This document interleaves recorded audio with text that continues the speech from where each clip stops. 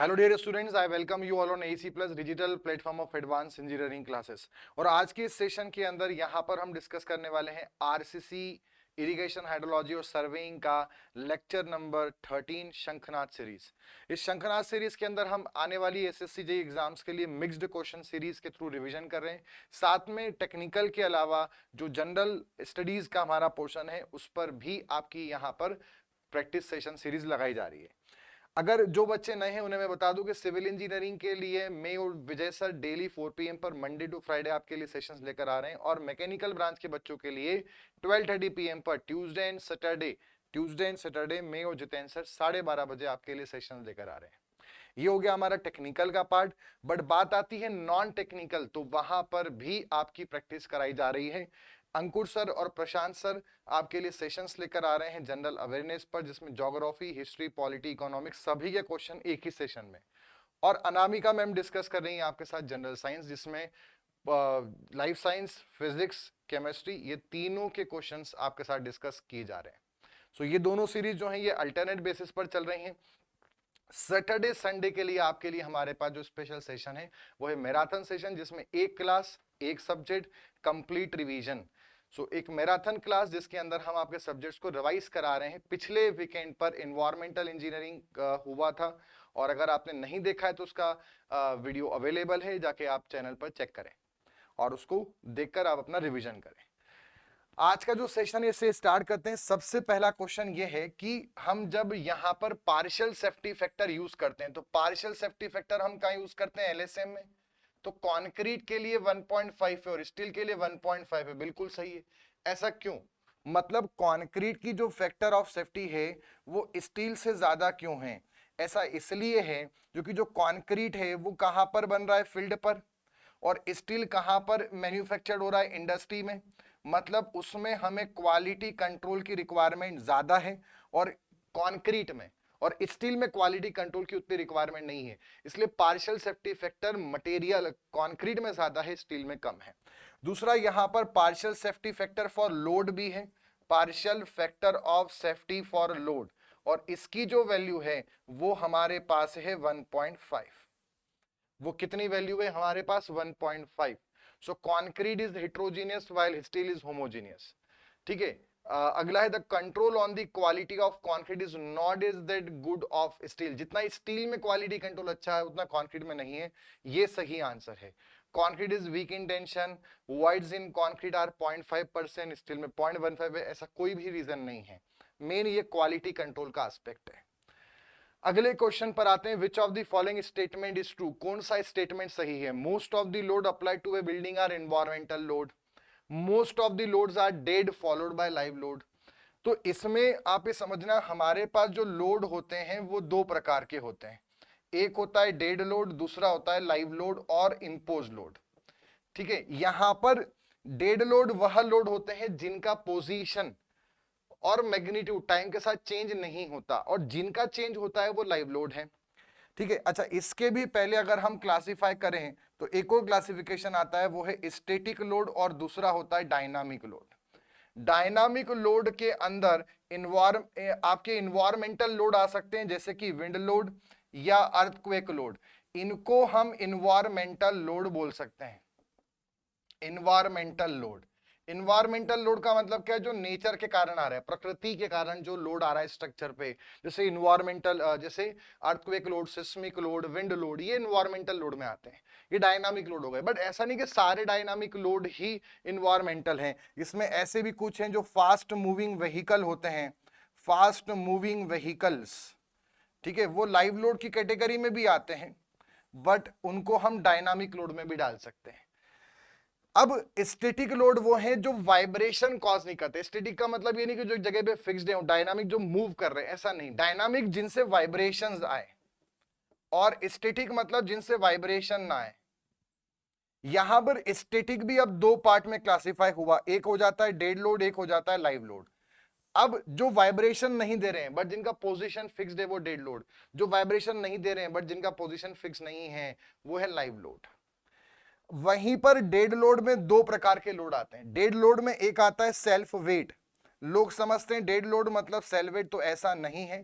Dead load में एक और आता है सुपर इम्पोज्ड लोड, और सुपर इम्पोज्ड का मतलब है कि जो अलग से स्ट्रक्चर पे लगाया गया है। अब या तो उसकी पोजीशन चेंज हो तो वो सुपर इम्पोज लाइव लोड होगा, और पोजीशन फिक्स्ड हो तो वो सुपर इम्पोज डेड लोड होगा। जैसे मान लीजिए हम कोई फ्लोर स्लैब की बात करते हैं, तो कोई बिल्डिंग में एक फ्लोर है, उस फ्लोर पे चेयर फर्नीचर सब रखा हुआ है, साथ में इंसान का आना जाना लगा हुआ है, इंसान फर्नीचर पर बैठेगा। तो अब ऐसे एग्जाम्पल में अगर हम देखें तो जो उस फ्लोर स्लैब में जो सिस्मिक या विंड के इफेक्ट आएंगे वो डायनामिक हो गए। आसपास कहीं ट्रेन निकल रही है स्पीड में, ठीक है, उससे वाइब्रेशन हो रहा है बिल्डिंग में, वो भी डायनामिक में आ जाएगा। परंतु अब यहां पर जो फ्लोर स्लैब का खुद का वजन है, सेल्फ वेट, वो इसमें आ गया। बट उस फ्लोर स्लैब पे जो फर्नीचर रखा है वो तो ऐसे ही रखा रहेगा, वो चेंज नहीं होगा। चेंज हो सकता है बट हो नहीं रहा है, तो वो किस में आ जाएगा? Super impose dead load. और जो इंसान चलेंगे उस स्लैब पर, इंसान कुर्सियों पर फर्नीचर पर बैठेंगे, तो वो जो इंसान का वजन है वो किस पर आ जाएगा? सुपर इम्पोज लाइव लोड के अंदर। ठीक, तो ये आपको ध्यान रखना है। अब आप इसमें से ये बताइए कि क्या यहां पर जितने भी मोस्ट ऑफ द लोड्स, क्या जितने भी सारे लोड है क्या सब इन्वायरमेंटल है? नहीं, इन्वायरमेंटल तो कुछ ही, मतलब ये स्टेटमेंट गलत है। अगला है most of the load are dead followed by live load, ये बात सही है। आप ये बताओ ना, जो डायनामिक लोड है वो तो बहुत रेयर केस में ही स्ट्रक्चर में आएगा ना। इन सिस्मिक लोड, अर्थक्वेक, भूकंप, तूफान, बहुत खतरनाक तूफान, ये तो वो तो रेयर केस में ही आएगा ना। मेनली जो मोस्ट ऑफ लोड है डायनामिक तो होगा नहीं, मोस्ट ऑफ लोड कैसा होगा? स्टैटिक। और उसमें से भी ज्यादा मोस्टली कौन सा होगा? Dead load. लाइव लोड तो बहुत कम होगा। तो ये बात सही है कि जो लोड्स होते हैं उसमें डेड लोड बहुत ज्यादा होता है, लाइव लोड स्ट्रक्चर पे कम आता है, होता है बट कम होता है। टोटल लोड में से लाइव लोड 20-30% होगा, 70% के आसपास डेड लोड होगा। डेड लोड का आईएस कोड, इतनी बात करी है तो वो भी समझ लेते हैं। डेड लोड का आईएस कोड है IS 875 पार्ट 1, और जो हमारे पास लाइव लोड है उसका आईएस कोड है IS 875 पार्ट 2। तो हमारे पास यहां पर इसका सही आंसर होगा ओनली बी, सिर्फ बी स्टेटमेंट ही सही है, ए गलत है। अगला है for limiting deflection point of view use of high strain steel in RC beam result in. देखिए ये डिफ्लेक्शन पे क्वेश्चन है। डिफ्लेक्शन के अंदर आपको कुछ 4 पॉइंट ध्यान रखने। सबसे पहली बात तो स्पान बाय डेप्थ का रेशो, स्पान बाय डेप्थ का रेशो, ठीक है। अगर हमारा जो स्पान है वो 10 मीटर से कम है, अप टू 10 मीटर है, 10 तक है, तो स्पान बाय डेप्थ का रेशो जो है वो हमारा कम होना चाहिए 7, 20, 26। और 7, 20, 26 को हम बेसिक वैल्यू बोलते हैं, ए, बेसिक वैल्यू, ए से याद रखना। 7 कब है? कैंटिलीवर बीम के लिए। फिर हमारे पास 20 कब है? सिंपली सपोर्टेड बीम के लिए। और 26 कब है? कंटिन्यूस बीम के लिए। ठीक है, इसमें हमारे पास ये जो कंडीशन है ये बीम के लिए है, और ये कंडीशन है वन वे स्लैब के लिए। ये ध्यान रखना, जो आपको सारे फॉर्मूले अभी बताने वाला हूं, ये बीम और वन वे स्लैब पर है। बीम में तो स्पान एक ही होता है, बट वन वे स्लैब होगा तो जो एल होगा वो हमें शॉर्टर स्पान लेना है, ध्यान रखना। और बीम और वन वे स्लैब दोनों में इफेक्टिव डेप्थ लेंगे, ना कि ओवरऑल डेप्थ। अगला पॉइंट ध्यान रखना, अगर हमारा स्पान जो है वो 10 से ज्यादा है, बीम में तो एक ही है और स्लैब का शॉर्टर स्पान 10 से ज्यादा है, तो एल बाई डी की जो वैल्यू होगी वो होगी हमारी should not be more than a into, ये बेसिक वैल्यू अलग अलग कंडीशन की, into 10 upon span in metre, span in metre, this will be the formula. अगली कंडीशन अगर देखते हैं, अगर हमें परसेंटेज टेंशन एनफोर्समेंट पता है तो L by D should not be more than a into के टी। ये मॉडिफिकेशन फैक्टर है जो कि परसेंटेज टेंशन एनफोर्समेंट और ग्रेड ऑफ स्टील दोनों पे डिपेंड करता है, टेंशन वाले स्टील के। तो A इंटू के टी, अगर 10 से कम है तो ये, और 10 से ज्यादा है तो A इंटू के टी इंटू 10 अपॉन स्पान। वहीं पर अगर हमें कंप्रेशन रेनफोर्समेंट भी पता है, डबली रेनफोर्स सेक्शन, तो इसमें है A इंटू के टी इंटू के सी। अब इसमें यह ध्यान रखना है, सीखने वाली बात यह है, जो के टी है वो मॉडिफिकेशन फैक्टर है, और के टी जो है वो ग्रेड ऑफ टेंशन स्टील और पीटी परसेंटेज के इनवर्सली प्रोपोर्शनल है, और जो केसी है वो हमारा जो पीसी परसेंटेज है, कंप्रेशन रेनफोर्समेंट का परसेंटेज, उसके डायरेक्टली प्रोपोर्शनल है। मतलब जितना कंप्रेशन में स्टील होगा, बढ़ाते जाएंगे, जितना कंप्रेशन में स्टील बढ़ाएंगे उतना आपका ये वाली साइड केसी बढ़ेगा।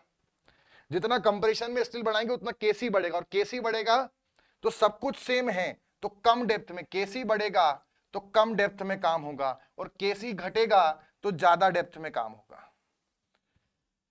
समझ में आ गया? ऐसे क्वेश्चन करने, अगर आपसे पूछे कंप्रेशन रेनफोर्समेंट बढ़ा रहे हैं तो केसी बढ़ेगा, क्योंकि डायरेक्ट रिलेशन है, ध्यान रखना है मेन, तो डी आपका कम हो जाएगा।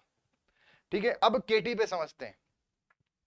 अगर आपसे क्वेश्चन पूछते हैं, जैसे हमारे जिस क्वेश्चन के अंदर पूछा गया है कि अगर हमने हाई स्ट्रेन स्टील पूछा, टेंशन में लिया है, ठीक है, हाई स्ट्रेन स्टील कुछ नहीं बोला तो हम टेंशन का ही मानेंगे। तो अगर एफएसटी हम बढ़ाएंगे तो केटी और एफएसटी का रिलेशन उल्टा है, पीटी परसेंटेज का। तो अगर हमारे पास एफएसटी बढ़ेगा तो केटी कम होगा, और अगर केटी कम होगा तो सब कुछ कांस्टेंट है, तो अगर केटी कम होगा तो जो डी है वो बढ़ेगा, क्योंकि केटी और डी उल्टे रिलेशन में, तो डेप्थ बढ़ेगा। मतलब अगर हम ग्रेड ऑफ स्टील बढ़ाते हैं टेंशन में तो डेप्थ बढ़ेगी, और ग्रेड ऑफ स्टील कम करेंगे तो डेप्थ कम हो जाएगी। वहीं पे पीटी परसेंटेज से भी ये रिलेशन है, अगर पीटी परसेंटेज हम बढ़ाएंगे तो केटी इनवर्स से केटी कम होगा, और केटी कम होगा तो जो डेप्थ है वो बढ़ेगा। तो इसका सही आंसर हमारे पास क्या आ जाएगा?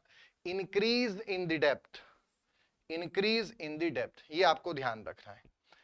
ठीक है, तो ये हमारे पास हो गया बीम और वन वे स्लैब के लिए कंडीशन। इसमें एक और बात आपसे पूछ सकते हैं नोट के तरह, उसको ध्यान रखना। ऐसी कौन सी कंडीशन है जब श्रिंकेज के कारण आने वाले जो डिफ्लेक्शन हैं वो मिनिमम आते हैं, ये पूछ सकते हैं। तो ये तभी मिनिमम होंगे जब एएसटी जो है वो एएससी के बराबर हो। अगर जितना स्टील हमने टेंशन में दिया उतना कंप्रेशन में दे दें तो श्रिंकेज के डिफ्लेक्शन मिनिमम होंगे। अगला इसमें एक और पॉइंट हमें ध्यान रखना है, ये तो हमारे पास हो गया किसके लिए, अब टू वे स्लैब का समझते हैं। टू वे स्लैब के लिए अंदर कंडीशन है, यहां पर स्पान में शॉर्टर स्पान ही लेना है, शॉर्टर ही आएगा, साथ में यहां पर ओवरऑल डेप्थ लेना है, और इसकी जो वैल्यू है it should not be more then, basic value यहां पे मेंशन्ड है, और इसमें जो बेसिक वैल्यू है वो है 35 एंड 40, और एक और है 0.8 इंटू 35, और एक और है 0.8 इंटू 40। ये हमारा तब है जब प्लेन बार है यूज कर रहे हैं, और ये तब है जब डिफॉर्म्ड बार HYSD बार 415 500 वाला वायर यूज कर रहे हैं। ये सिंपली सपोर्टेड स्लैब के लिए है, सिंपली सपोर्टेड स्लैब, और ये कंटिन्यू स्लैब है। टू वे स्लैब कभी भी, टू वे स्लैब कभी भी कैंटिलीवर नहीं होती। तो इसमें ध्यान रखना है, चाहे वन वे हो चाहे टू वे, ऊपर तो शॉर्टर स्पान ही आना है, बट वन वे में इफेक्टिव डेप्थ है, यहाँ पे ओवरऑल डेप्थ है स्लैब की, और इसमें बेसिक वैल्यू 35-40 है, और डिफॉर्म बार में पॉइंटेड 35-40। ठीक, ये हमारा यहाँ पर जैसे हमने पढ़ा था कि जब ग्रेड ऑफ स्टील बढ़ता है तो केटी कम होता है, तो ये केटी है, वहां पर हमारा केटी 0.8 लिया गया है इसमें, ये आपको इसमें इतना ध्यान रखना है। मैक्सिमम डिफ्लेक्शन कितना है, मैक्सिमम परमिसिबल डिफ्लेक्शन, तो मैक्सिमम डिफ्लेक्शन की वैल्यू है स्पान अपॉन 250।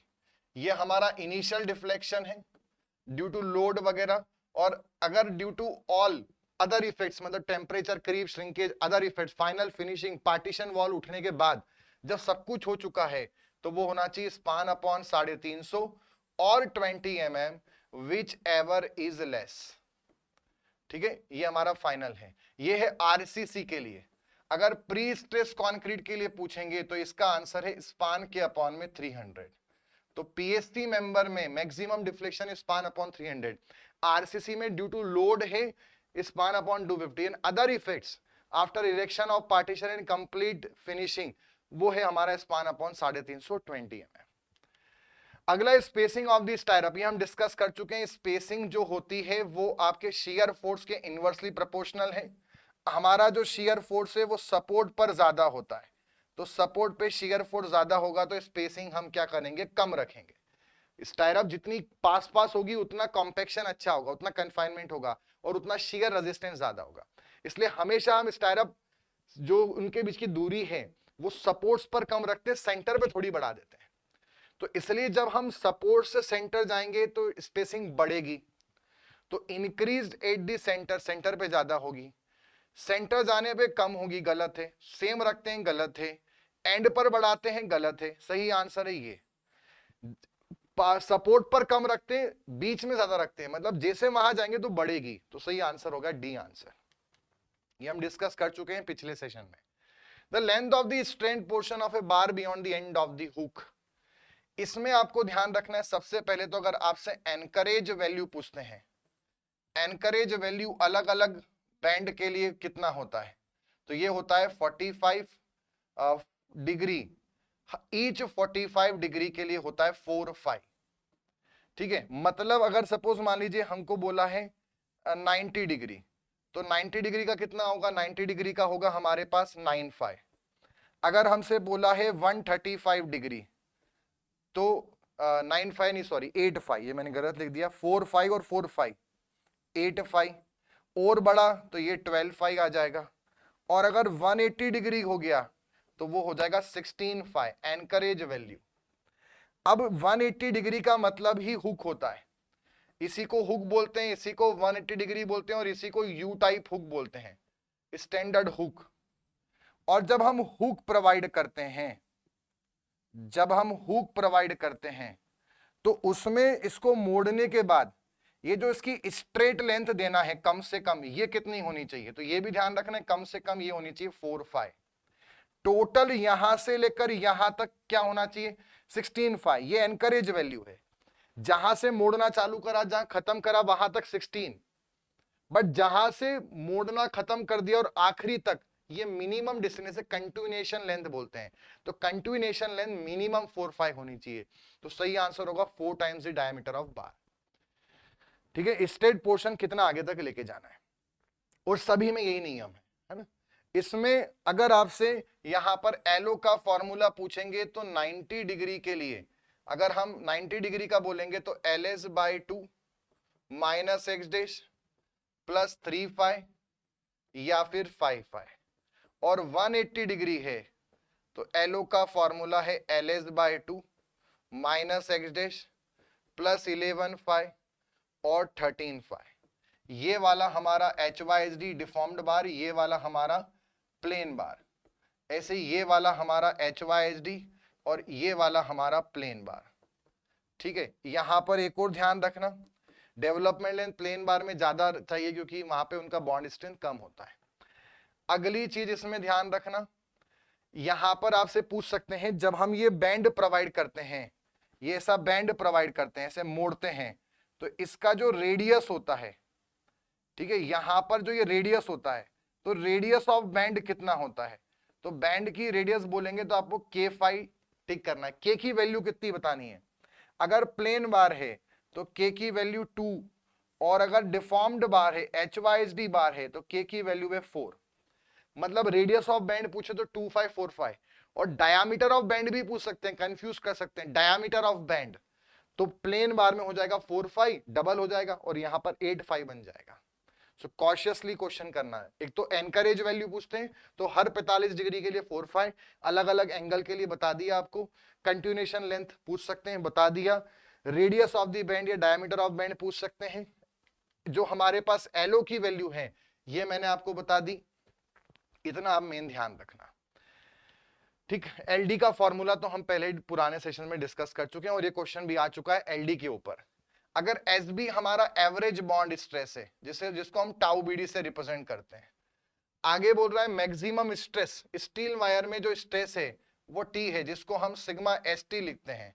तो डेवलपमेंट लेंथ, एम्बेडमेंट लेंथ का फॉर्मूला क्या होगा, उसका फॉर्मूला हम क्या लिखते हैं, सिग्मा एसटी 5/4 टाउ बीडी, और जो सिंबल इन्होंने दिए उस अकॉर्डिंग देखें तो T into 5/4 into S B, यही फॉर्मूला बनेगा। तो एल डी का फॉर्मूला क्या है, 5 को इन्होंने डी बोल दिया है, तो D T upon 4 S B, तो D T upon 4 S B, D will be the correct answer. Next is the reduction coefficient of reinforce concrete column with an effective length. जो हमारे पास शॉर्ट कॉलम होता है उसका formula होता है sigma S C into A S C plus sigma C C into A C. ये permissible stress concrete में है, एसी एरिया ऑफ कंक्रीट है, एसी एरिया ऑफ स्टील है। कंप्रेशन में वो sigma S C permissible stress for steel in compression है। जब long, ये WSM की बात चल रही है, जब हम लॉन्ग कॉलम का फॉर्मूला निकालते हैं तो वो बोलता है कि शॉर्ट वाला ही ले लो, बट थोड़ा कैपेसिटी कम होगी तो उसके लिए CR लगा दो। अब CR का फॉर्मूला क्या होता है? CR को बोलते हैं रिडक्शन कोएफिशिएंट। तो इसका फॉर्मूला होता है 1.25 माइनस L इफेक्टिव के अपॉन में 160 इंटू R मिनिमम। ठीक है, मिनिमम रेडियस ऑफ गायरेशन। और अगर ये यूज नहीं कर सकते तो एक और फॉर्मूला दिया है कोड ने, L इफेक्टिव के अपॉन में 48 इंटू LLD। LLD में बस ध्यान रखना है, रेक्टेंगल स्क्वायर में तो LLD आप ले लोगे, सर्कल में बस डायामीटर ऑफ कोर आएगा, और डायामीटर ऑफ कोर होता है ग्रॉस डाया माइनस 80 mm। दो साइड से कवर माइनस करते हैं, कोर बीच का कोर वाला पोर्शन, मतलब कवर नहीं लेना है, टोटल ग्रॉस डाया नहीं लेना है, ग्रॉस में से दो कवर माइनस करने, वो जो पोर्शन है वो कोर डाया लिया जाता है इसमें। बस ये मेन बात ध्यान रखना। अब हमसे न्यूमेरिकल पूछा है, इसमें एक कॉलम दिया है, स्क्वायर कॉलम है, तो हम वो वाला फॉर्मूला यूज कर लेते हैं। तो 1.25 माइनस L इफेक्टिव हमारे पास कितना है 4800 अपॉन कितना है 48, और LLD कितना है 250। अब इससे करेंगे तो ये कितना आ गया 100, और इससे अगर हम डिवाइड करेंगे तो ये हमारे पास बन जाएगा 0.4, जो कि इसके 0 से ये 0 जाएगा, और 5 2 जा 10, 5 5 जा 25, और 2/5 जो होता है 2/5 वो होता है 0.4। अगर इसमें से इसको माइनस करूंगा तो ये 0.85 आंसर आ जाएगा। So correct answer will be the B answer 0.85 reduction coefficient. ठीक है, ये कहां यूज करते हैं लॉन्ग कॉलम के लिए। अगला है while estimating a reinforced concrete structure the omitted cover for concrete is assumed. हम कवर कितना लेते हैं ये हम पिछले सेशन में डिस्कस कर चुके हैं। रेनफोर्सिंग बार के एंड पे जो हम लेते हैं, एंड पे मतलब जो हम लेते हैं साइड कवर, और साइड कवर की वैल्यू आपको मैंने बताई है should not be less than 20, 25, 40, 50 और 2 times the diameter of bar which ever is more. Slab है तो 20 और 25, बीम है तो 25 25, कॉलम है तो 40 25, ये साइड कवर की वैल्यू है। तो यहां बोल रहा है, किसके लिए बोल रहा है, स्ट्रक्चर नहीं बोला है, तो हम बीम मान लो। तो at the end of reinforcing bar 25 और ट्वाइस से कम नहीं होना चाहिए, सही बात है, बीम कुछ नहीं बोला, बीम मान लेते हैं। थीन स्लैब में मैंने आपको बताया था, स्लैब के अंदर जो कवर होता है, जो टॉप कवर है और बॉटम कवर है, तो किसी भी उसमें वो होता है हमारे पास डायामीटर ऑफ लार्जर बार, और 20, 25, 40, 50। ठीक है, मतलब जो टॉप बॉटम कवर है, साइड कवर हमेशा इनसे डबल होता है लगभग। तो यहां पर ये नॉर्मल स्लैब के लिए, बट अगर स्लैब पतली है, थीन स्लैब है, तो उसमें होता है 12 mm या फिर डायमीटर ऑफ बार, मतलब ये भी सही है, ये हमने पिछले सीजन में डिस्कस किया था। नॉर्मल स्लैब में 20 और डाया है, बट थीन स्लैब में 12 और डाया है। For reinforcing longitudinal bar in beam के लिए है 25 और डायमीटर ऑफ लार्जर बार। ठीक, बीम के लिए 25 और डायमीटर ऑफ बार, जो भी ज्यादा वाली बड़ी बार, अगर दो अलग अलग डाया है तो जो बड़ा डाया है वो लेंगे, तो ये भी सही है। तो सारे ऑप्शन ही करेक्ट है, ऑल ऑप्शंस आर करेक्ट। और दो बार के बीच की मिनिमम जो डिस्टेंस है वो भी मैंने आपको बताई थी कितनी होती है। ठीक है, डायमीटर ऑफ लार्जर बार और core segregate size plus 5 mm, है ना, ये भी आपको ध्यान रखना है। दूसरा इसमें हमने एक और पढ़ा था, जो जब टेंशन में 2-3 लेयर में बार देते हैं तो जो मिनिमम वर्टिकल स्पेसिंग है वो है 15, 2/3 of the maximum size of core segregate, और डायमीटर ऑफ लार्जर बार वो वर्टिकल स्पेसिंग है, तो वो आप ध्यान रखना। अगला है the loss of prestress due to shrinkage of the concrete is the product of. अगर हम लॉसेस की बात करें तो लॉसेस 3 प्रकार के होते हैं। एक होता है losses during tensioning, pre stressing के लॉसेस की बात कर रहे हैं। एक और होता है लॉसेस ड्यूरिंग एंकरिंग, और एक हमारे पास होता है सबसीक्वेंट लॉस, जो धीरे धीरे समय के साथ होते हैं, सबसीक्वेंट लॉस। इसमें हमारे पास जो मेन काम की बात है वो आपको सारी बता रहा हूं। लॉसेस में टेंशनिंग वाला लॉस सिर्फ पोस्ट टेंशन में होता है, पोस्ट टेंशन मेंबर में।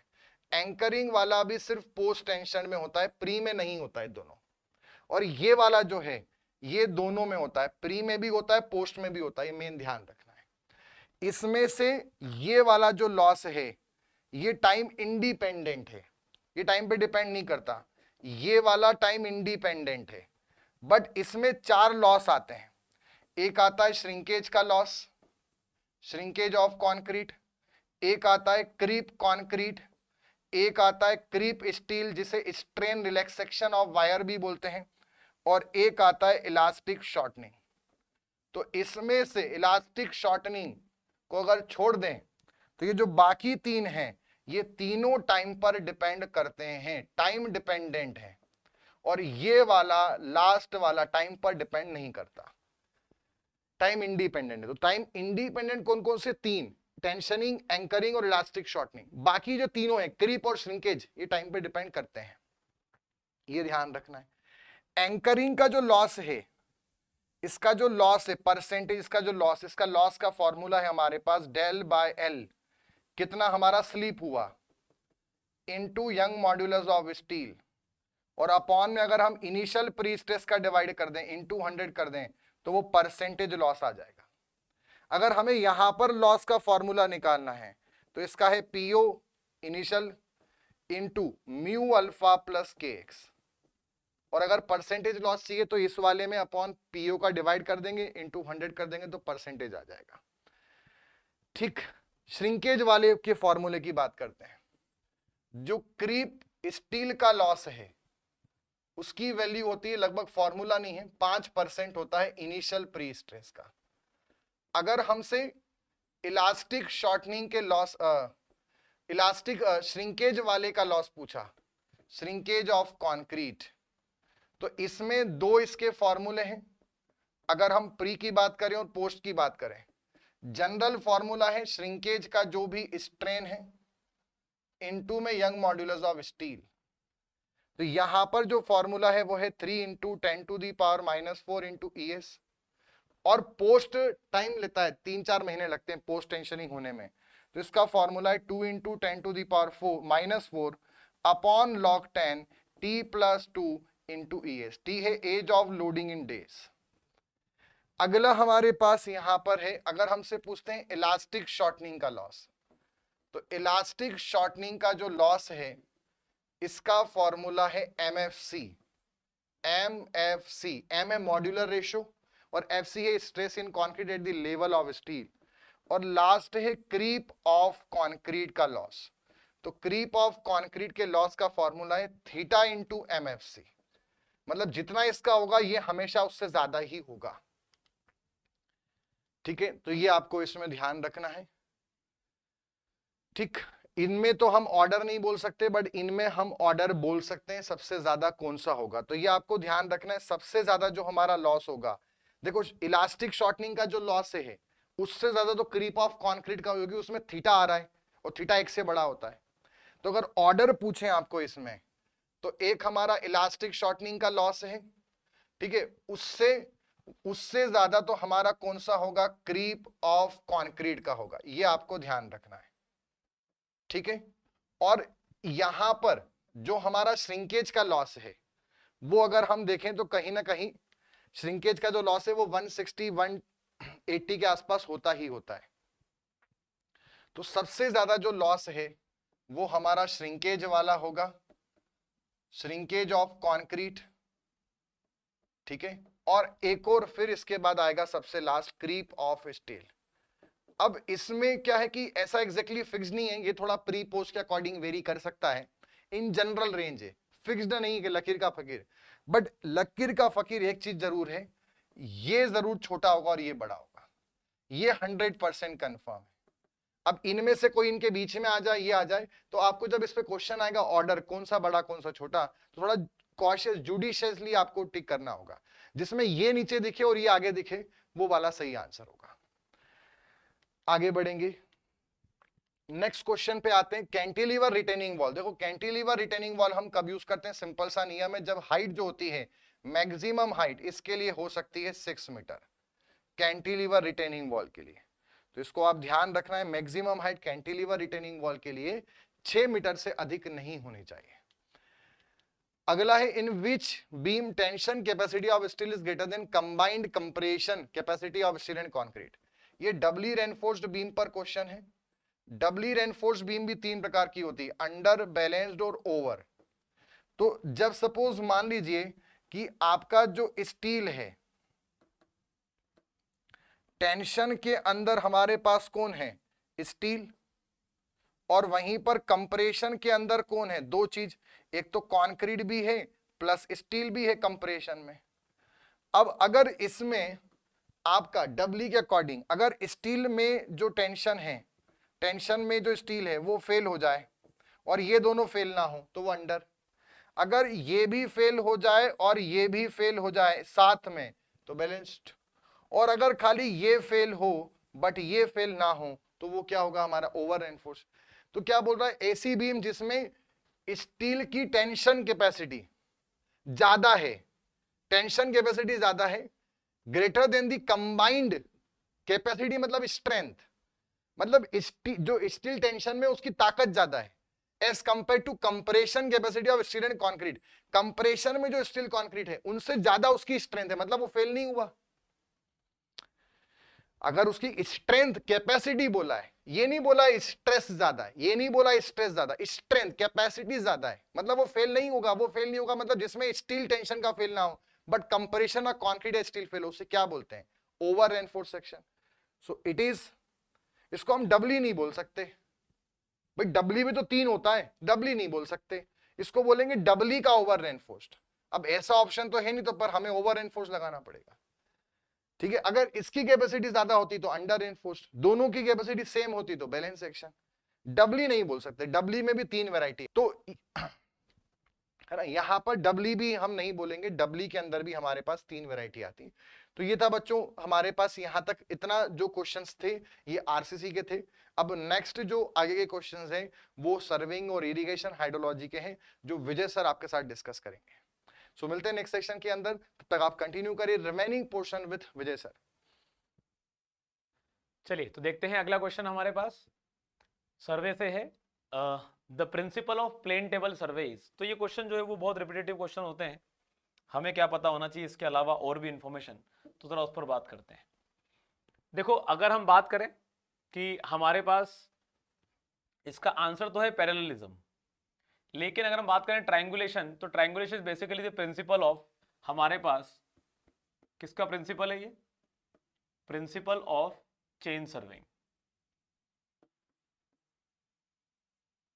और चेन सर्वेइंग में जो हमारे पास ट्रायंगल्स बनने चाहिए, वो ट्रायंगल्स कैसे बनने चाहिए, वेल कंडीशन ट्रायंगल बनने चाहिए।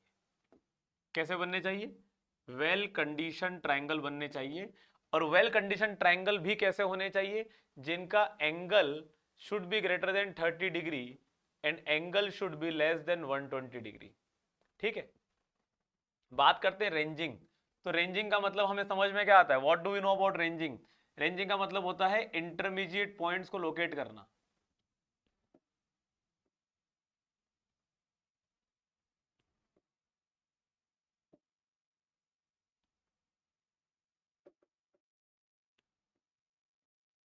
इंटरमीडिएट पॉइंट्स को लोकेट करना। और रेंजिंग भी जो है वो हमारे पास दो तरह की है, एक है डायरेक्ट रेंजिंग और एक है indirect ranging.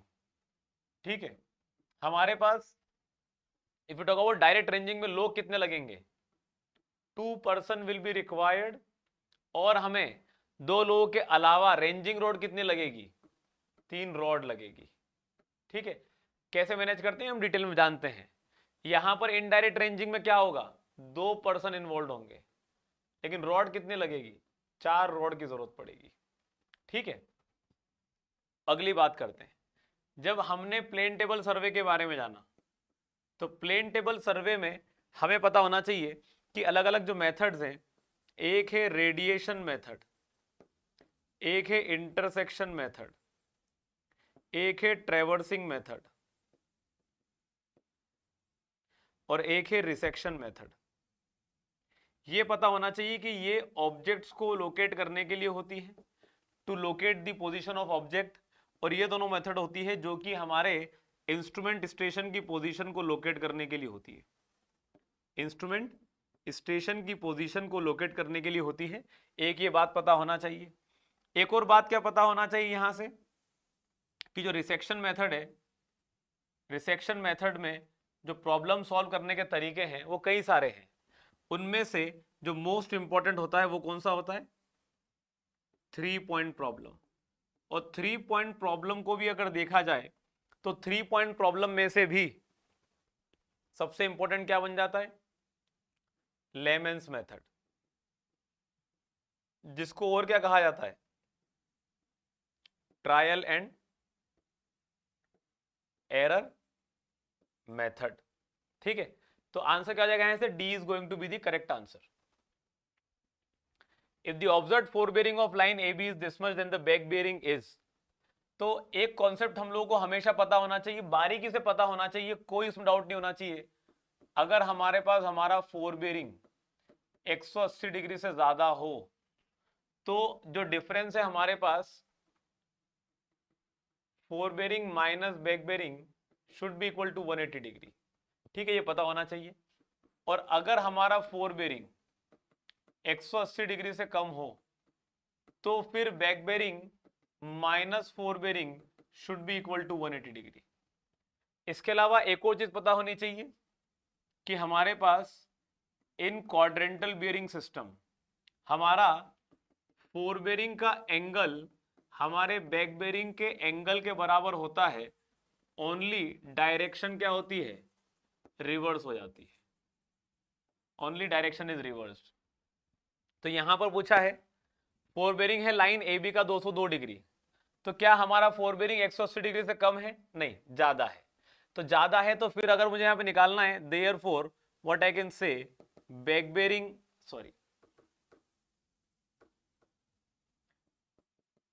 फोरबेरिंग minus back bearing is equal to 180 degree. तो फोरबेरिंग दे रखा है 202 degree 30 minute minus back bearing निकालना है इज इक्वल टू 180 डिग्री। तो निकल जाएगा बैक बेयरिंग, कितना आ जाएगा? 22 डिग्री आ जाएगा। 22 डिग्री 30 मिनट। तो आंसर क्या हो जाएगा? B is going to be the correct answer. ठीक है, चलिए आगे बढ़ते हैं। The following data pertains to the crossing of a canal and a drain. The bed level of canal is this much. देखो ये क्वेश्चन बहुत रिपीटेटिव क्वेश्चन है, कई बार आ जाता है, हमें भी पता होना चाहिए। अब देखो क्रॉस ड्रेनेज वर्क में एक चीज तो पढ़ ली, एक और क्या होता है? Referred as level crossing. जब क्या होता है? जब दोनों जगहें, जब दोनों तरह के हमारे जो कैनाल और नेचुरल ड्रेन्स हैं दोनों एक ही लेवल पर अगर मिलते हैं तो उसे लेवल क्रॉसिंग कहा जाता है।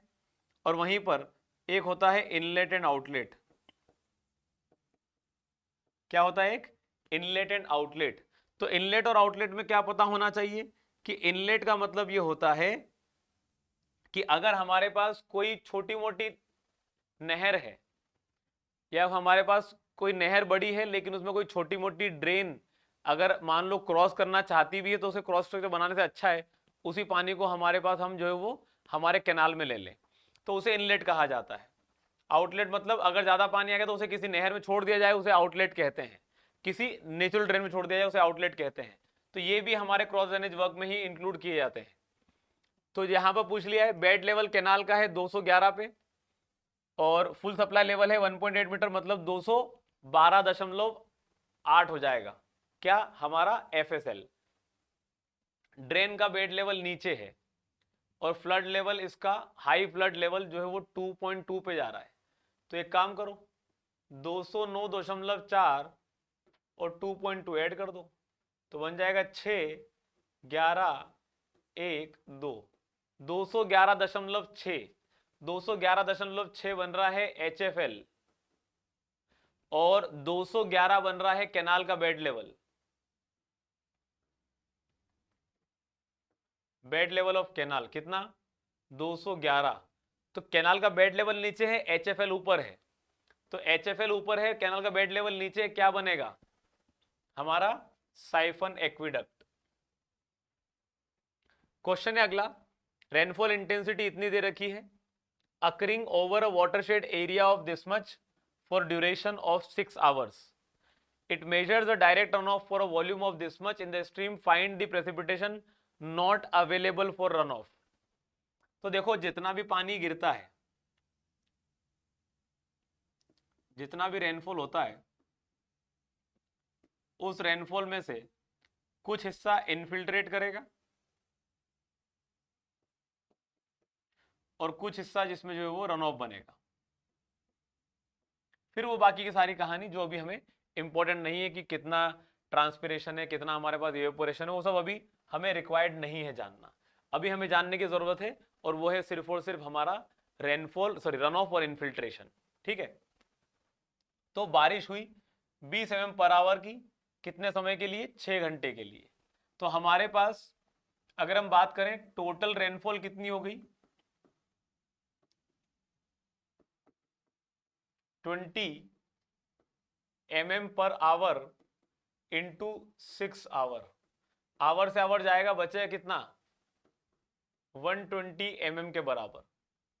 अच्छा, जब बारिश होने के बाद इतने बड़े एरिया से इतना रन ऑफ मिला, तो बात करते हैं डेप्थ ऑफ रन ऑफ की।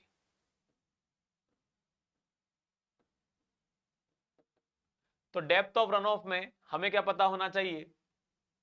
हमें पता होना चाहिए कि वॉल्यूम ऑफ रन ऑफ क्या होता है upon catchment area.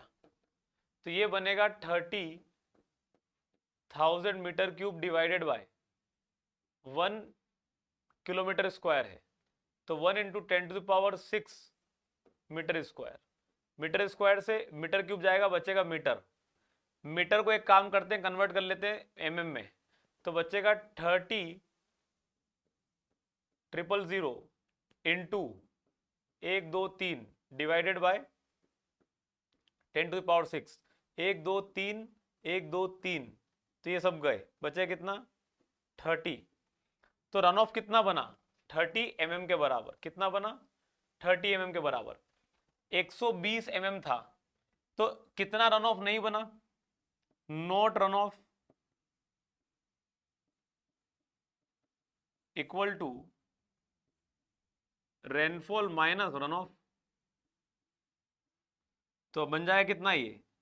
120 mm minus 30 mm is equal to 9 centimetre. Answer क्या आ जाएगा? B is going to be the correct answer.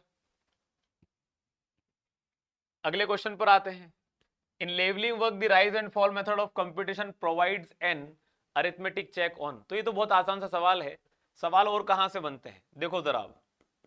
Types of levelling पे, टाइप्स ऑफ लेवलिंग पे जब सवाल बनना चालू होते हैं तो कहानी कहां से चालू होती है? इनडायरेक्ट लेवलिंग किसे कहते हैं? इनडायरेक्ट लेवलिंग किसे कहते हैं? जब आप लेवलिंग इंस्ट्रूमेंट के बिना भी एलिवेशन बताने की कोशिश करते हो। तो यहां पर आपको पता होना चाहिए, एक होता है बैरोमेट्रिक लेवलिंग।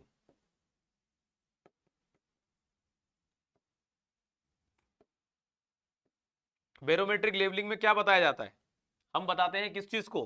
बैरोमेट्रिक लेवलिंग में बताते हैं हम प्रेशर डिफरेंस की मदद से या लोकल एटमॉस्फेरिक प्रेशर से, लोकल एटमॉस्फेरिक प्रेशर की मदद से बताते हैं क्या हमारा उस जगह का एलिवेशन कितना होगा। एक है हिप्सोमेट्रिक, हिप्सोमेट्रिक लेवलिंग। और यहां पर क्या बताया जाता है? यहां पर बॉइलिंग पॉइंट की मदद से बताने की कोशिश की जाती है कि वहां का एलिवेशन कितना होगा। एक है ट्रिग्नोमेट्रिक लेवलिंग,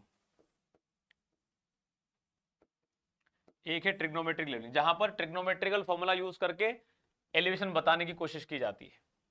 फिर एक है हमारे पास referred as direct levelling. Direct levelling को भी एक और नाम से आना जाता है जिसे कहते हैं स्पिरिट लेवलिंग। स्पिरिट लेवलिंग, क्योंकि स्पिरिट लेवल ट्यूब का इस्तेमाल होता है यहां पर। ठीक है, हमारे पास यहां पर इसमें जो है वो होती है फ्लाई लेवलिंग, जिसको हम कंटिन्यूसली करते चले जाते हैं। एक होती है हमारे पास यहां पर, we can refer it to as profile levelling, जहां पर हम हॉरिजॉन्टल डिस्टेंस क्या रखते हैं? कांस्टेंट रखते हैं 2 पॉइंट के, मतलब नंबर ऑफ पॉइंट्स के बीच में, तो वो कहलाता है प्रोफाइल लेवलिंग। नाम पता होना चाहिए। इसके अलावा एक होता है हमारे पास जो है referred as cross section levelling, जहां पर हम जिस डायरेक्शन में सर्वे कर रहे हैं उसके दोनों डायरेक्शन में, परपेंडिकुलर डायरेक्शन में भी हम लेवलिंग करते हैं, उसे कहते हैं क्रॉस सेक्शन लेवलिंग। एक है हमारे पास रेसिप्रोकल लेवलिंग। क्यों करी जाती है रेसिप्रोकल लेवलिंग? क्यों की जाती है? क्योंकि हमें क्या करने की जरूरत है, हमें दो डिस्टेंट पॉइंट के बीच में इंस्ट्रूमेंट नहीं रखा जा सकता, इस केस में करने की जरूरत पड़ती है, तो उसे रेसिप्रोकल लेवलिंग कहते हैं। बैक साइड, इंटरमीडिएट साइड और फोर साइड तीनों जगह पर चेक लगता है, इसलिए ये मेथड हमारे पास ज्यादा इंपॉर्टेंट हो जाती है। आंसर क्या बनेगा यहां से? C is going to be the correct answer. A smart station is, तो अगर क्वेश्चन सिर्फ इतना होता तो समझ में नहीं आता क्या होता है। जब यहां पे लिखा है कि टोटल स्टेशन, तो रिलेटेड है टोटल स्टेशन से। आपको ये पता होना चाहिए ये हमारे सर्वेइंग के एडवांस इंस्ट्रूमेंट है, एडवांस इंस्ट्रूमेंट्स हैं सर्वेइंग के, जिसमें कि हमें पता होना चाहिए हमारा जीओडी मीटर या हमारा टेल्यूरोमीटर या हमारा डिस्टोमेट, ये सब इस्तेमाल होते हैं डिस्टेंस मेजरमेंट के लिए। ये सब ईडीएम कहलाते हैं, इलेक्ट्रॉनिक डिस्टेंस मेजरमेंट। ठीक है। इसके अलावा आपके पास अगर देखें तो एक होता है इलेक्ट्रॉनिक थियोडोलाइट, और जब इन दोनों को मिला देंगे तो बनेगा हमारे पास हमारा टोटल स्टेशन, जहां पर हर तरह का एंगल और हर तरह का डिस्टेंस मेजर किया जा सकता है। टोटल स्टेशन हमारे पास जो है यहां पर अगर हम बात करें तो टोटल स्टेशन में भी अगर हमने इसे स्मार्ट बना दिया, अगर हमने इसे स्मार्ट बना दिया तो स्मार्ट का मतलब ये होता है कि अब हमें इसके साथ में जीपीएस का मॉड्यूल जो है वो अटैच करना होता है। इससे क्या होता है कि हमें पॉइंट्स की लोकेशन पता करने की जरूरत नहीं पड़ती, ये हम डायरेक्टली जिस जगह पे सर्वे कर रहे हैं वहां पर हमें ऑलरेडी हमारा जीपीएस वो जगह लोकेट करके दे देता है। ये इसकी सबसे बड़ी खासियत है। Total station with display units on both side, ये हमेशा होता है, सारे जीपीएस सारे टोटल स्टेशन में होता है। All total station has this. A total station with software to calculate and display many quantities, ये भी होता है, ऑल टोटल स्टेशन में होता है ये। ठीक है। A total station attach to a computer, तो ये कोई हमारे पास कंडीशन नहीं है कि अटैच कंप्यूटर से कर दे, नहीं जरूरत है। A total station with an integrated GPS module, जिससे कि हमें किसी भी पॉइंट की लोकेशन की जरूरत नहीं है, वो डायरेक्टली जीपीएस के थ्रू हमारे पास वहां पर रिकॉर्ड हो जाती है। तो ये हमारे पास C is the correct answer.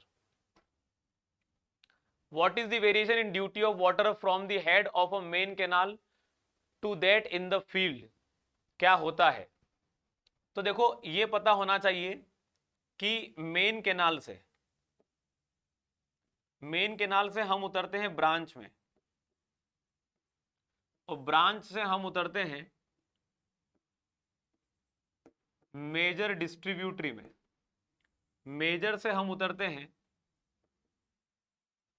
Minor distributary में, और माइनर से हम उतरते हैं वाटर कोर्स में, और वाटर कोर्स से हम उतरते हैं फील्ड कह लो या फील्ड चैनल्स कह लो। ठीक है।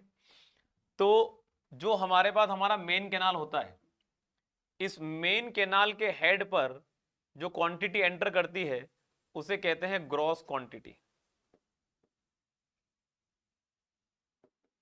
और मेन कैनाल में डिस्चार्ज जो है is usually greater than 25 cumecs. ठीक है। जो ब्रांच कैनाल के हेड पे क्वांटिटी एंटर करती है उसे कहते हैं लेटरल क्वांटिटी।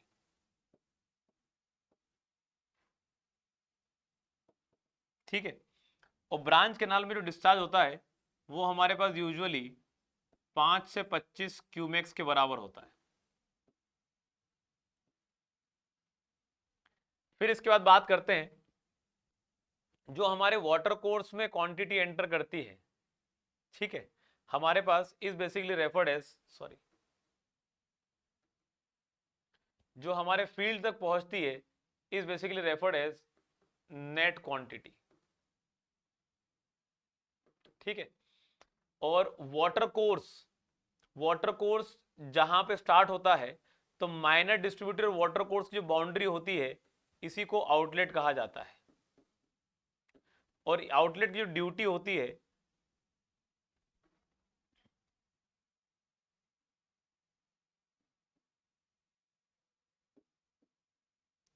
इसे डिस्चार्ज फैक्टर कहा जाता है, आउटलेट डिस्चार्ज फैक्टर,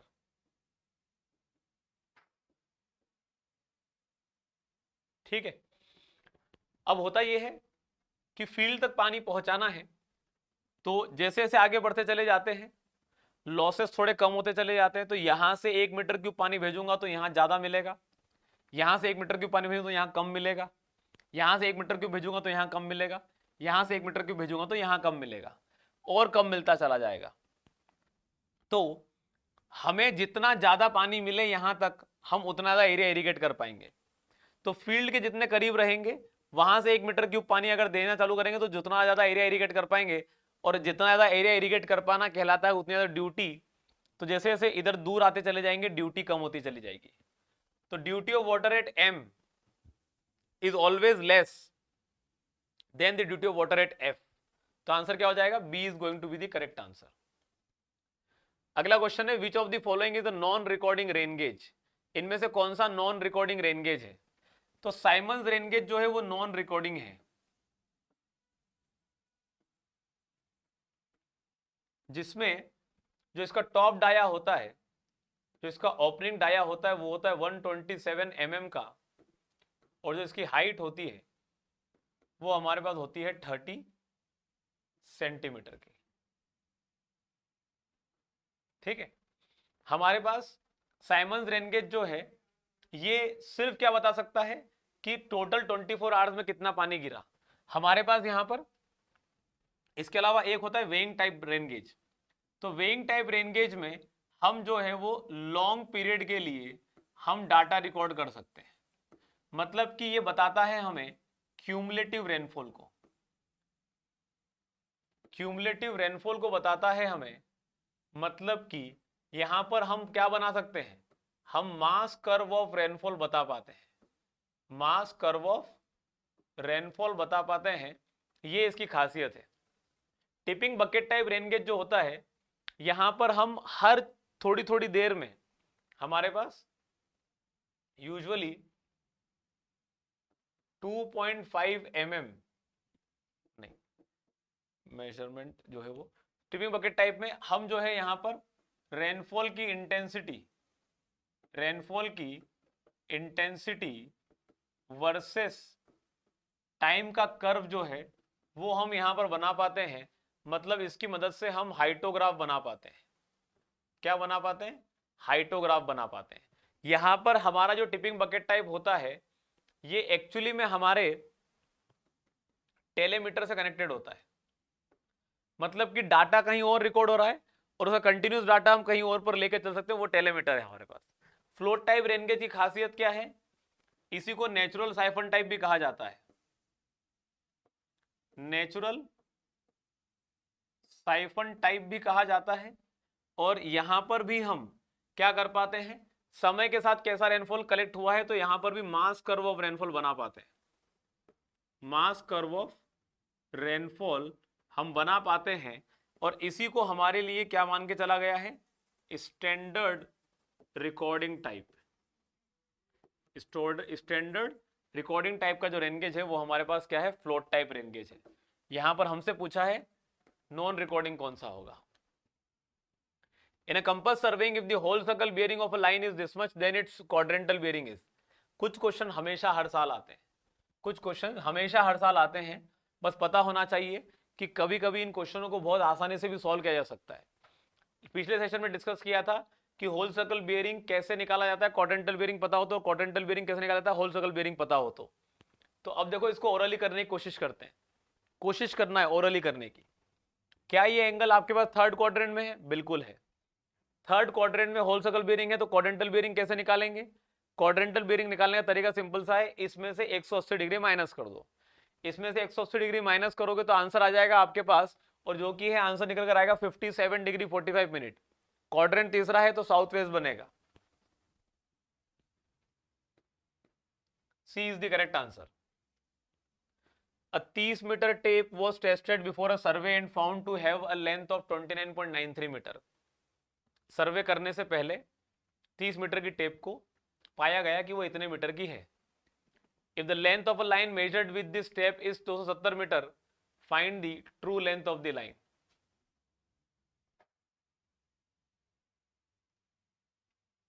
ऐसा तो हो ही नहीं सकता।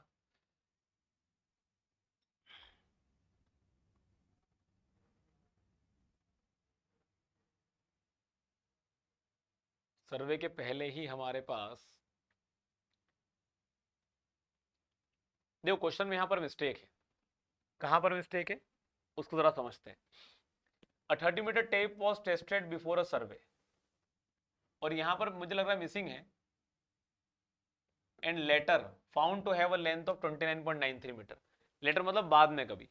तो ध्यान दो जरा, अब टेप को मान के चलते हो कि 30 मीटर की है, वास्तविकता में वो निकलती है कितनी? 29.3 मीटर की। अगर आपने मेजरमेंट किया तो मेजरमेंट हमेशा गलत आता है, इसलिए ट्रू लेंथ पूछी जाती है। तो मेजरमेंट आपके पास निकल कर आया 270 मीटर का, लेकिन एक्चुअली में वो ट्रू लेंथ कितनी होगी तो वो निकालने का तरीका बहुत ही शानदार है। L is equal to L dash by L into L dash, तो ये बनेगा 270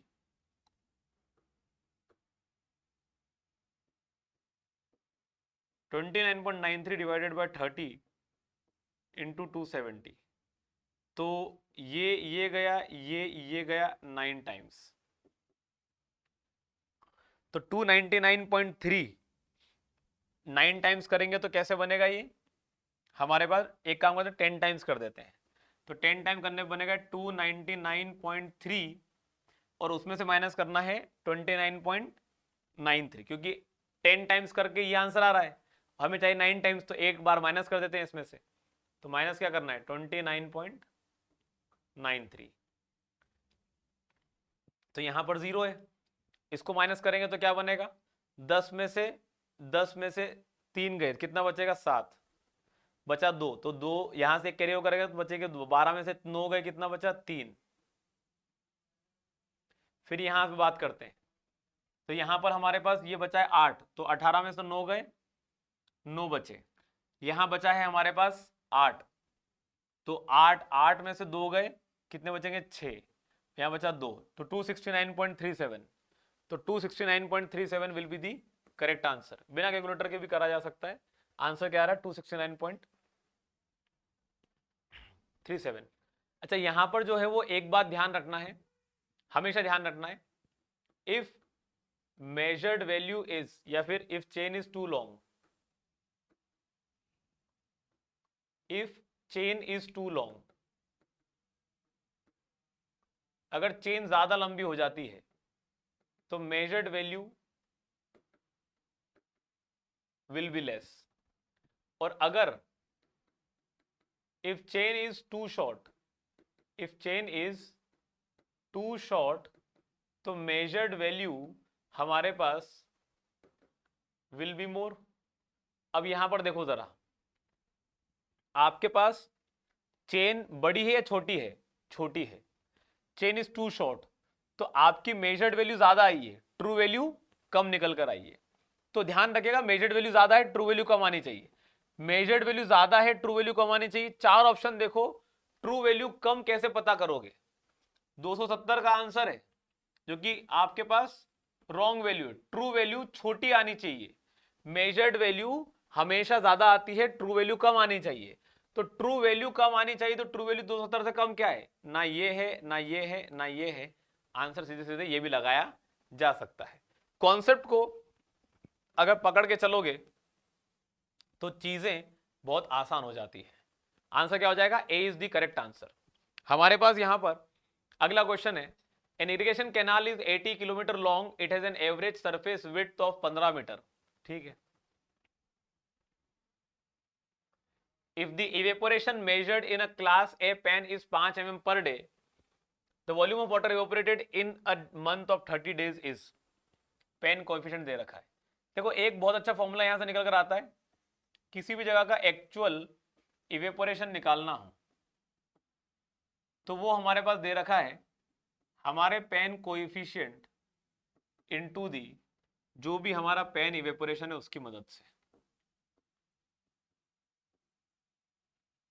हम ये जो पेन इवेपोरेशन है ये किसकी मदद से निकालते हैं, ये हम निकालते हैं यूएस क्लास ए पेन, ठीक है। हमारे पास IS Indian standard class pen,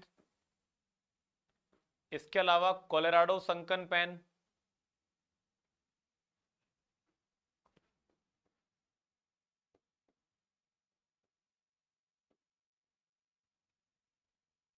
तो यहां पर आपके पास पेन इवेपोरेशन कितना है, वो एक दिन में 5 mm है। कितना है, एक दिन में 5 mm। तो एक्चुअल इवेपोरेशन कितना होगा उसको जरा देख लेते हैं, पूरे महीने भर में चाहिए हमें, तो 0.7 into 5 mm per day into 30 days, ये से ये गया, बचेगा 5 × 15, 150, और 150 इंटू हमारे पास 0.7, तो 150 इंटू 0.7 में हमारे पास बचेगा ये तो 75, 75 और हमारे पास 30, तो बनेगा हमारे पास 105, will come out to be 105 mm। तो ये आ गया हमारे पास, इवेपोरेशन की डेप्थ आ गई है, ठीक है, ये आ गया हमारे पास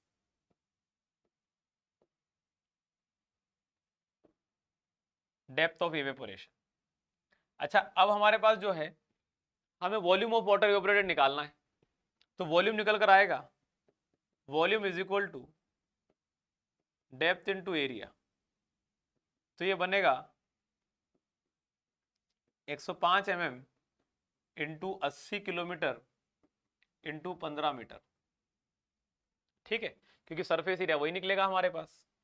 तो अब इसको क्या करें, मीटर क्यूब में चाहिए आंसर, तो इसको लिखते हैं 105 into 10⁻³ metre into 80 into 10⁻³ metre into 15 metre, तो ये से ये गया, ये से ये गया, 80 इंटू 15 इंटू 105, तो 80 इंटू 15 बनता है हमारे पास it would come out to be as 1200, और 1200 इंटू बनता है 10 पॉइंट मतलब 105, तो 1200 into 105 would come out to be as, साफ दिखाई दे रहा है, 1,26,000 के बराबर आंसर आ जाएगा। क्वेश्चन है अगला हमारे पास, for a large catchment contour joining points of equal monthly rainfall values for plotted, the plot is known as, तो ये तो हमें पता ही है। आइसोबार मैप क्या होता है, map showing points of equal pressure, उसे आइसोबार कहते हैं। थीसन पॉलीगॉन मेथड और आइसोआइटल मेथड दोनों किस लिए काम में आती है, एवरेज रेनफॉल निकालने के लिए। थीसन पॉलीगॉन मेथड में अगर हमें एवरेज रेनफॉल निकालनी होती है तो फॉर्मूला क्या बनता है, the formula is P1A1 plus जिस रेनगेज को जो एरिया मिला है P2A2 प्लस P3A3 प्लस, ऐसे करते चले जाओ PNAN तक, whole divided by total area. और वहीं पर अगर आइसोआइटल मैप की बात करें, जब आइसोआइटल मैप बनाते हैं तो एवरेज कैसे निकालते हैं, P1 प्लस P2 हमारे पास डिवाइडेड बाय 2 इंटू A1, ठीक है, हमारे पास plus P2 plus P3 divided by 2 into A2, ऐसे करते चले जाओ, whole divided by total area कर दो, आंसर आ जाएगा हमारे पास average. Mass curve of rainfall actually में हमारे पास जो है वो हमारे क्यूमुलेटिव रेनफॉल वर्सेस टाइम के कर्व को बताता है। जो मास कर्व रेनफॉल होता है इसमें किसी भी पॉइंट पे स्लोप ड्रॉ करेंगे, लाइन पे किसी भी जगह पर स्लोप ड्रॉ करेंगे तो वो बताएगा रेनफॉल की इंटेंसिटी को। किसको बताएगा? रेनफॉल की इंटेंसिटी को बताएगा। आंसर क्या हो जाएगा यहां से? Answer is going to be isohyetal map, contour joining points of equal monthly rainfall. तो monthly rainfall, equal monthly rainfall वाले पॉइंट्स को ज्वाइन करने लाइन को क्या कहते हैं? आइसोहाइट कहते हैं। A line of levels has been run from a benchmark of elevation this much। ठीक है, बैक साइड और फोर साइड दे रखी है।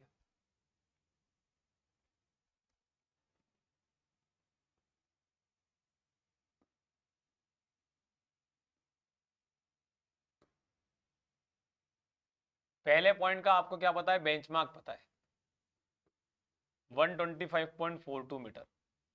फिर आपको बैक साइड दे रखी है 17.58 मीटर, और फिर आपको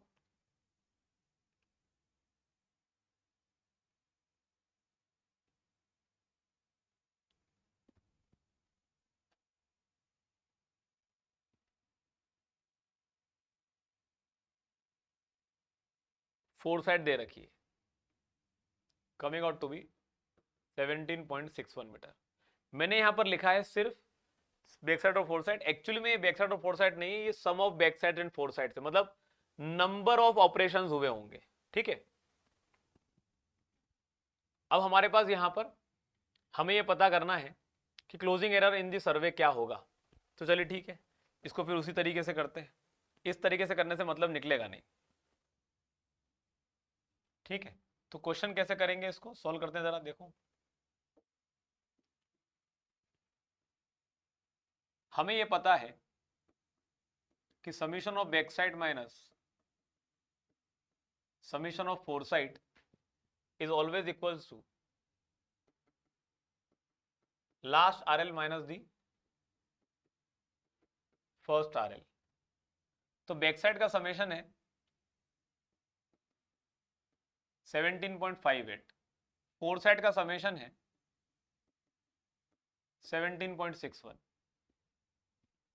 is equal to last RL है 125.45 और फर्स्ट आरएल है 125.42। तो ये जो डिफरेंस आएगा ये आएगा हमारे पास माइनस ऑफ 0.03 मीटर, और ये डिफरेंस आएगा प्लस ऑफ 0.03 मीटर। अब चूंकि ये दोनों बराबर नहीं है तो यहां पर एरर है हमारे पास। क्या है यहां पर? एरर है। अभी जो क्लोजिंग एरर है कैसे निकाला जाता है?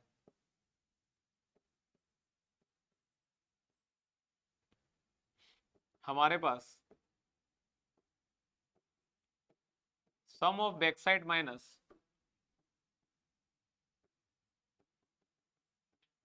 सम ऑफ फोर साइड, हमारे पास sum of back side minus sum of fore side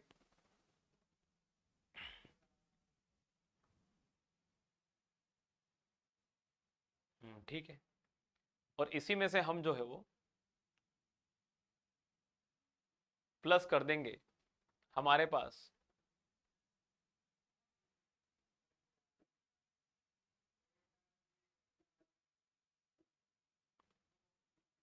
first RL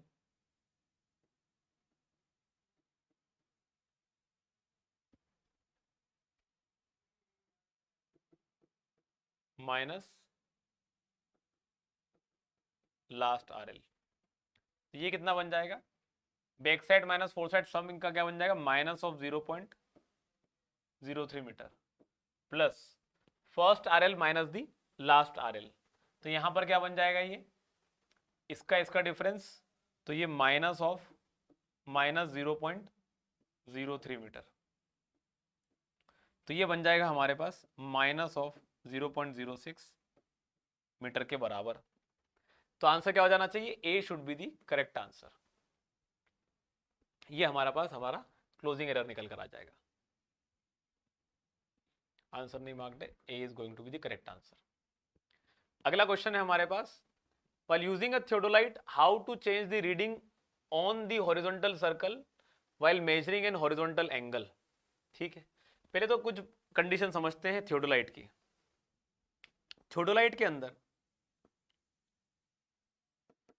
एक बात पता होनी चाहिए कि इसका जो डाया होता है, डाया ऑफ लोअर प्लेट बताता है साइज ऑफ थियोडोलाइट।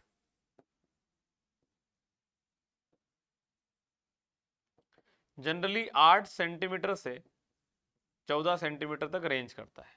ठीक है, फिर एक और बात पता होनी चाहिए कि हमारे पास हमारी लोअर प्लेट पे या फिर जो प्लेट्स होती हैं हमारी हॉरिजॉन्टल प्लेट पे,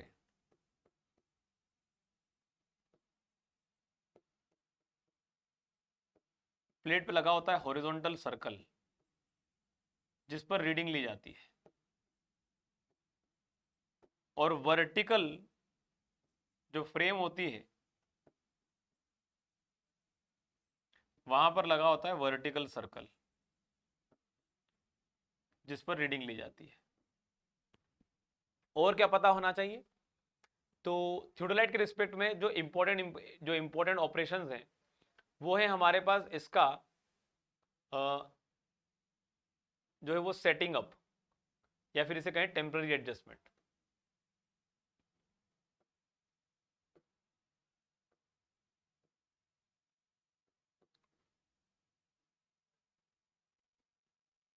टेम्पररी एडजस्टमेंट में सबसे पहले क्या होगा, हमें यहां पर सबसे पहले हमारे इंस्ट्रूमेंट को सेंटरिंग कराने की जरूरत पड़ती है।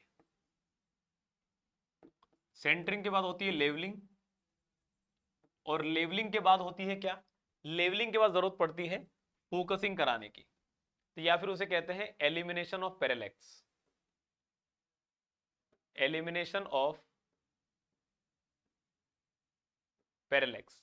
तो पैरेलैक्स का एलिमिनेशन जो है वो हमारे पास दो तरीके से किया जा सकता है। कैसे, हमारे पास पहले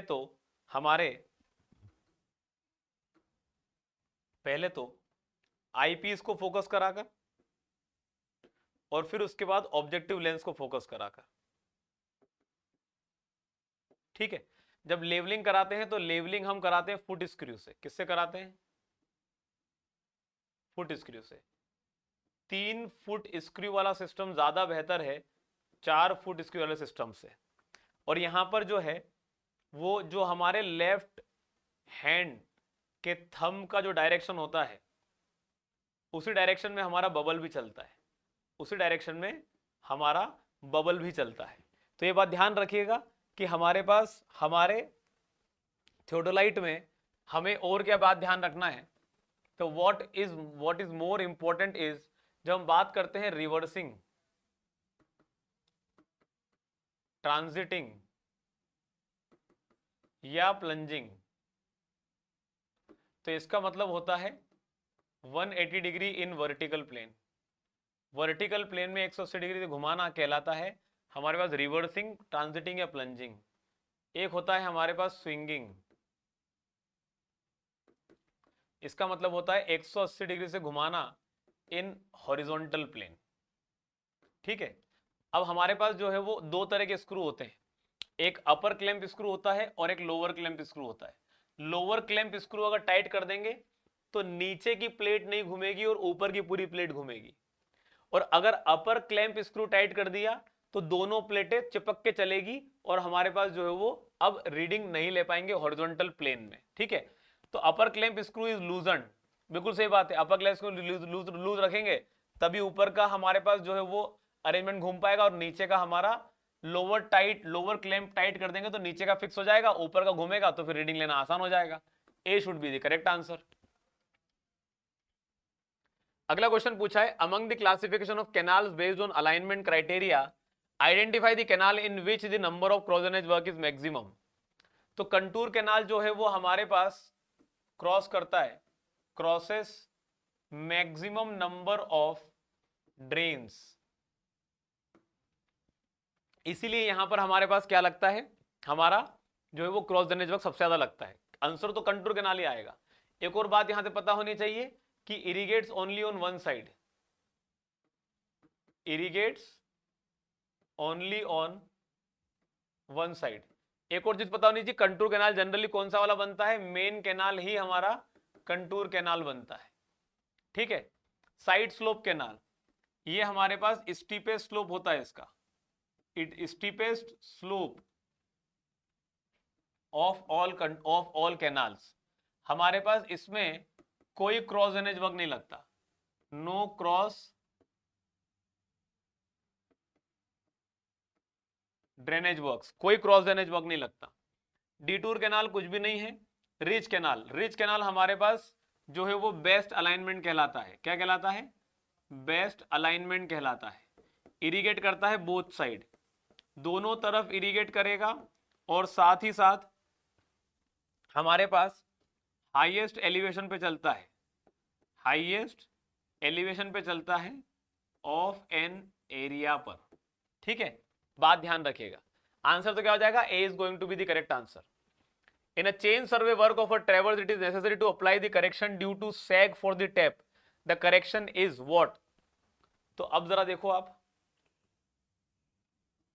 अगर हम बात करेंगे सैग के लिए, तो सैग का करेक्शन कैसा होता है और सैग का एरर कैसा होता है और इसका नेचर कैसा होता है, ठीक है। तो सैग का करेक्शन नेगेटिव होता है, सैग का एरर पॉजिटिव होता है, और ये हमेशा क्यूमुलेटिव नेचर का होता है, क्योंकि एक जैसा होगा हमेशा। इसके अलावा अगर बात करें तो स्लोप की बात करते हैं, स्लोप का करेक्शन भी नेगेटिव है, एरर भी पॉजिटिव है, और ये भी कैसा होता है? क्यूमुलेटिव होता है हमारे पास। इसके अलावा अगर बात करें टेम्परेचर का करेक्शन, तो टेम्परेचर करेक्शन नेगेटिव भी हो सकता है, पॉजिटिव भी हो सकता है। जब करेक्शन नेगेटिव तो एरर पॉजिटिव होगा, और correction negative sorry error correction positive होगा तो एरर नेगेटिव होगा। और हमारे पास ये एक बार टेम्परेचर का करेक्शन नेगेटिव लग रहा है तो वो क्यूमुलेटिव की कैटेगरी में ही आता है, क्यूमुलेटिव की कैटेगरी में ही आएगा, या तो ये लगेगा या फिर ये लगेगा। इसके अलावा बात करते हैं पुल की, तो पुल कभी कभी हमारे पास नेगेटिव करेक्शन लग सकता है तो एरर पॉजिटिव आएगा, कभी कभी हमारे पास पॉजिटिव करेक्शन लग सकता है तो नेगेटिव एरर आएगा। यहां पर हमारे पास ये क्यूमुलेटिव भी हो सकता है और ये हमारे पास कॉम्पनसेटिंग भी हो सकता है। कॉम्पनसेटिंग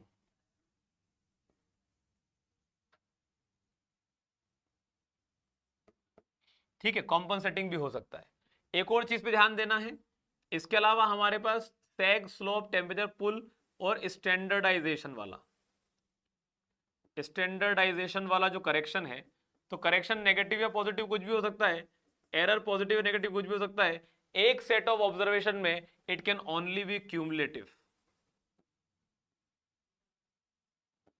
ठीक है। तो ये कुछ करेक्शंस है, ध्यान रखिएगा। हमारे पास चेन सर्वे के अंदर ट्रेवर्स चल रहा है, करेक्शन अप्लाई करना है, सैग की वजह से करेक्शन कैसा होगा? तो करेक्शन सैग की वजह से हमेशा नेगेटिव होता है, एरर पूछता तो ऑलवेज पॉजिटिव आता। आइदर नेगेटिव और पॉजिटिव कुछ भी हो सकता है, तो वो टेम्परेचर है, पुल है, स्टैंडर्डाइजेशन है। Dependent on the temperature condition, तो वो टेम्परेचर करेक्शन ही होगा सिर्फ। आंसर क्या हो जाएगा? D is the correct answer. A leveling work was carried out along a falling gradient using a dumpy level। तो अभी हमने काफी कुछ पढ़ा लेवलिंग के बारे में। 3 मीटर का स्टाफ है और कंटिन्यूसली फॉलिंग लेवल है, हमने एक जगह इंस्ट्रूमेंट सेटअप किया,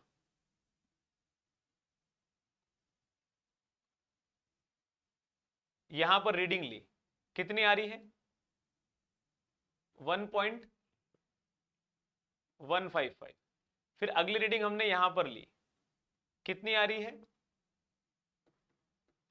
2.74। फिर हमारे पास अब 2.74 आ चुका है, आगे स्टाफ रख देंगे और तो अपनी रीडिंग ही नहीं आ पाएगी, तो इसलिए इंस्ट्रूमेंट चेंज कर दिया। इंस्ट्रूमेंट जैसे ही चेंज किया तो इंस्ट्रूमेंट ने रीडिंग यहां पर ली, कितनी रीडिंग ली? 0.75 की। फिर अगली रीडिंग कहां पर ली? यहां पर ली, कितनी रीडिंग ली? 1.79 की। पूछा जा रहा है correct order of booking of the 4 reading क्या होगा? तो पहली वाली रीडिंग क्या बनेगी? पहली वाली रीडिंग बनेगी बैक साइड। फिर क्या यहां पर चेंज कर दिया इंस्ट्रूमेंट, तो ये रीडिंग क्या बनेगी? 4 साइड। फिर उसी पर एक और रीडिंग ली गई है, क्या बनेगी, बैक साइड, और उससे फिर आगे रीडिंग ली गई, क्या अब आगे काम खत्म हो गया, तो क्या बन जाएगी, four side, back side, four side, back side, four side. D is the correct answer. Question पूछा गया है, in an irrigated area 12 meter cube per second of water is diverted to a 0.32 kilometer square field area for 4 hours. The soil moisture measurement in the field done after irrigation showed that 0.4 meter of water has been stored in the root zone. The water application efficiency is,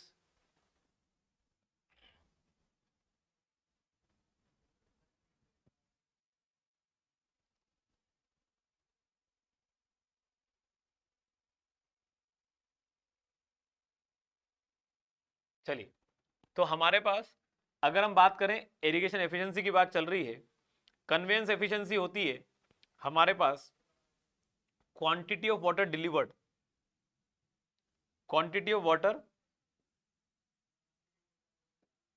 delivered on the field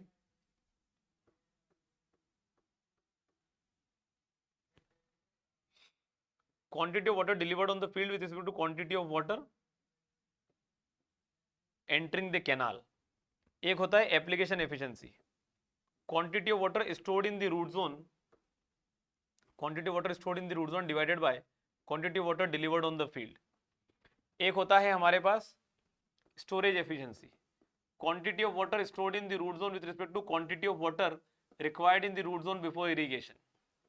एक होता है efficiency of beneficial use, तो ये होता है quantity of water use beneficially with respect to quantity of water delivered on the field.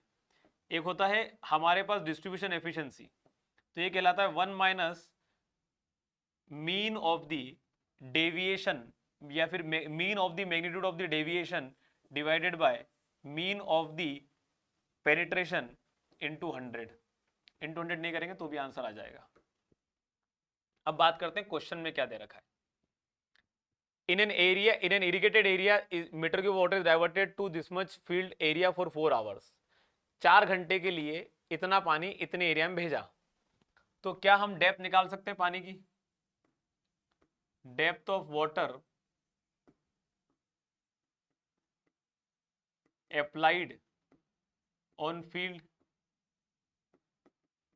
Equal to volume of water divided by area of field, तो ये बन जाएगा discharge into time divided by area, तो ये बन जाएगा 12 metre cube पर second into 4 घंटे। तो 4 घंटे में 1 घंटे, 1 घंटे में 60 मिनट, 60 मिनट में 60 सेकेंड, मतलब 1 मिनट में 60 सेकेंड, तो ये सेकेंड आ गया, सेकेंड से सेकेंड गया, सेकेंड से सेकेंड गया, बचेगा मीटर क्यूब में आंसर।